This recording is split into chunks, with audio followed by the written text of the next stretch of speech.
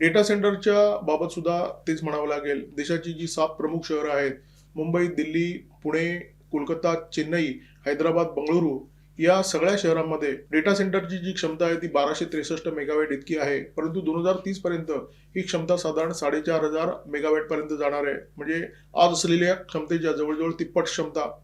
जर तुम्हाला विजेची क्षमता तिप्पट करायची असेल, जर तुम्हाला डेटा सेंटरची क्षमता तिप्पट करायची असेल, तर स्वाभाविकपणे त्याच्यासाठी जे तांबं लागतं, त्याचं प्रमाण सुद्धा तिपटीने वाढणार आहे. एखाद्या उद्योगाचा पसारा किती आहे हे समजून घेण्यासाठी या उद्योगाने सद्यस्थितीमध्ये किती जागा व्यापली आहे हे लक्षात घेण्याची गरज आहे. सध्या या 7 प्रमुख शहरामध्ये जे डेटा सेंटर आहेत, त्या डेटा सेंटरने जवळजवळ 16 दशलक्ष चौरस फूट जागा व्यापलेली आहे. या जागेचा आकडा इतका मोठा आहे, त्याच्यावरून आपण समजू शकता की डेटा सेंटर हे प्रकरण भारतामध्ये कशाप्रकारे वाढतंय, कशाप्रकारे फोफावतंय आणि याच्यासाठी जागेची गरज किती वाढते, विजेची गरज किती वाढते आणि किती लोकांना याच्यामुळे रोजगाराची संधी मिळते.